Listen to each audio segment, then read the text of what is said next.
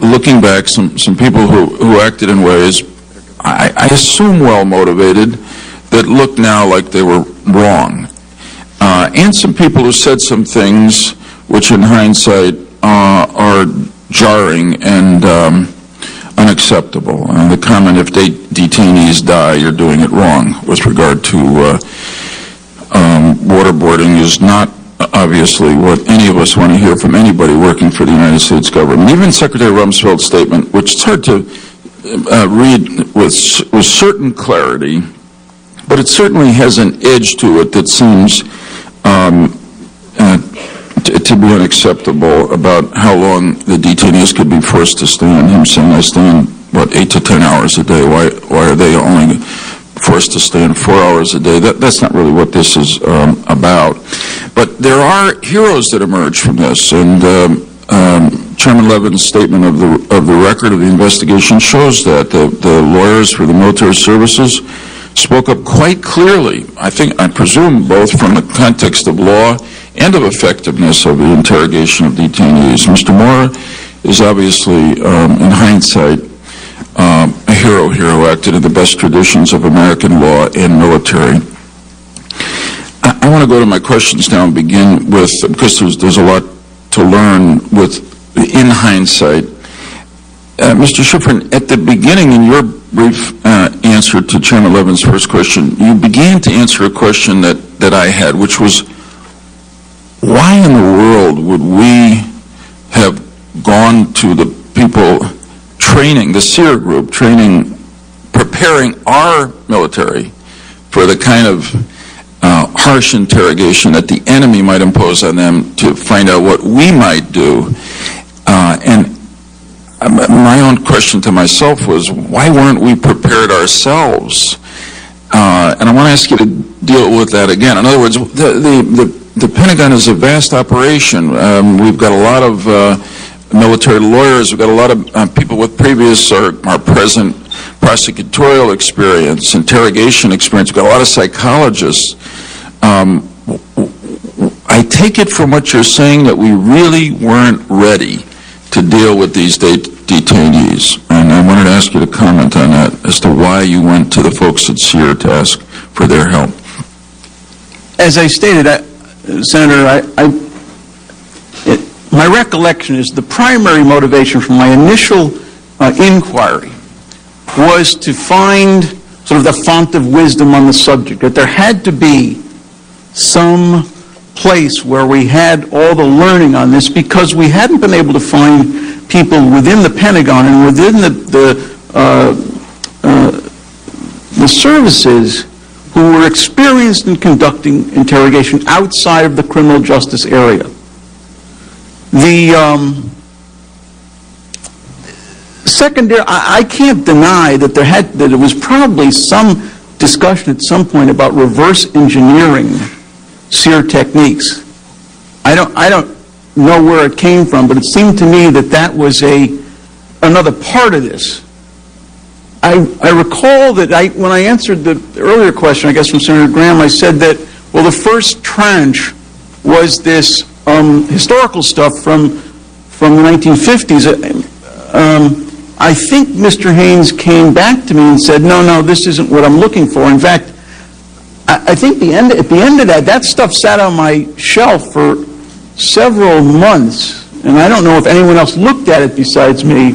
And I remember at the time of my leaving the General Counsel's office, I called on Fort Belvoir and said, you guys better come and get this back, because a lot of it is original material. Let me ask you, if I can, because the time is limited, this question.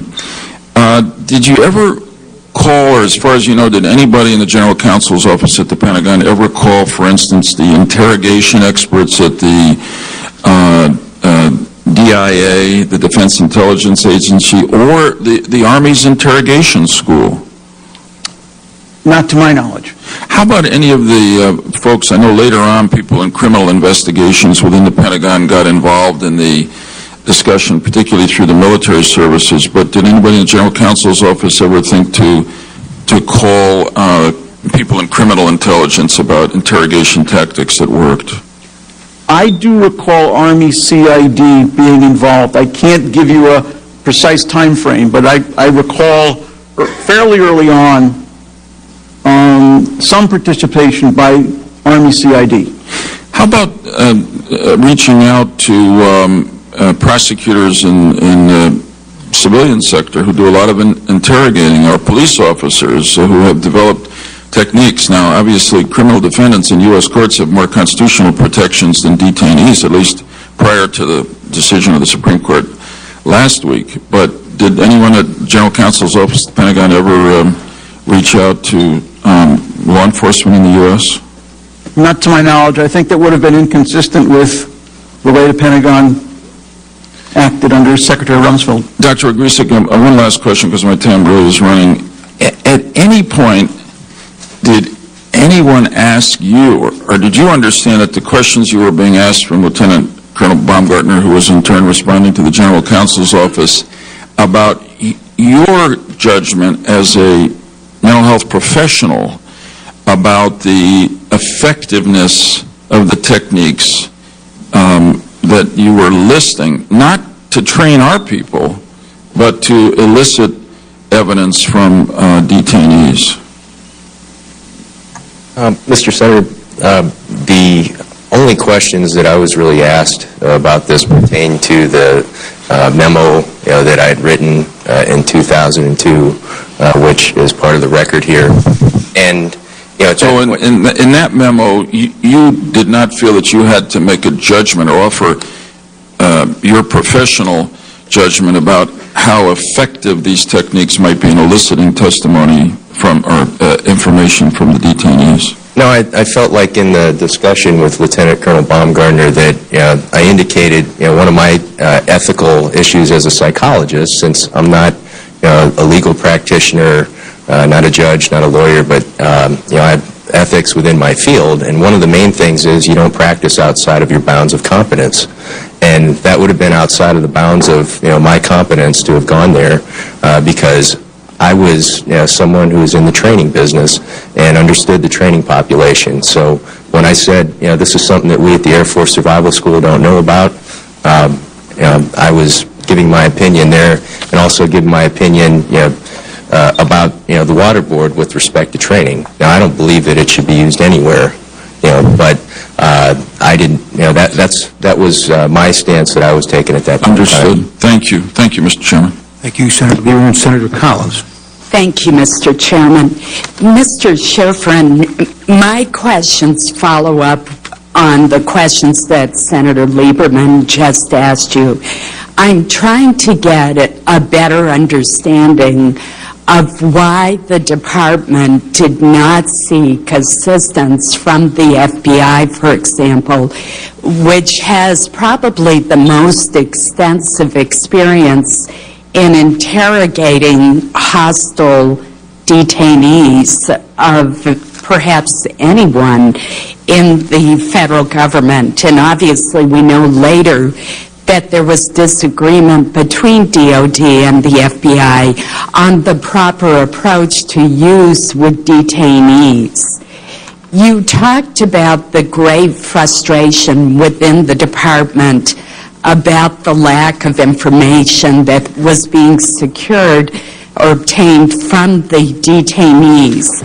And you also said, in response to questions from Senator Levin, that the department had been out of the business of interrogation for some time.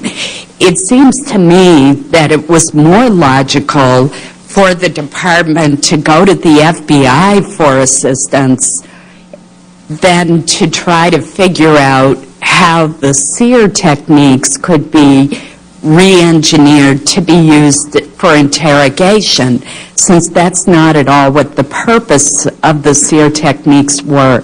Could you give us more understanding of your perception of why the department under Secretary Rumsfeld would be reluctant to turn to the FBI for assistance?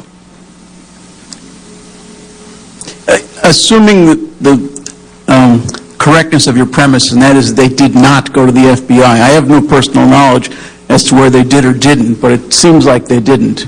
My answer is somewhat my personal observation, and in my limited dealings with the Secretary, and that was the Secretary was very jealous of other agencies, and specifically with respect to DOD's inherent capabilities.